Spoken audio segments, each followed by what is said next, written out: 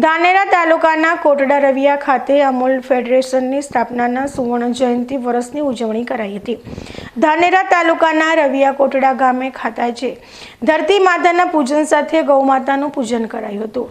અમૂલ ફેડરેશનની સ્થાપનાને 50 વર્ષ પૂરા થતા વિવિધ સ્થળે દિવાળીના તહેવારની જેમ રંગોળી પૂરી ઉજવણી કરાઈ છે। Gujarat cooperative milk marketing federation 72,000 કરોડનું ટર્નઓવર હાંસલ કરીને ભારતની સૌથી મોટી FMCG બ્રાન્ડ બની છે। અમૂલને હાલમાં દુનિયામાં 8મા નંબરની સૌથી મોટી ડેરી સંસ્થા ગણવામાં આવે છે। તેણે વર્ષ 2022-23માં તેના ગ્રુપ ટર્નઓવરમાં વધુ 11,000 કરોડનો ઉમેરો કર્યો છે। અમૂલ ડેરી ખેડૂતો અને ગ્રાહકો વચ્ચે એક સેતુ સમાન કામ કરે છે। ગામે ગામથી આવતા દૂધમાંથી અનેક ચીજવસ્તુઓ બનાવી દુનિયાના ખૂણે ખૂણે પહોંચે છે।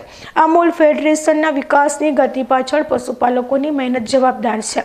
અમૂલ ફેડરેશનને 50 વર્ષ પૂરા થતા વિવિધ સ્થળે ભારે ઉત્સાહ સાથે ઉજવણી થઈ રહી છે।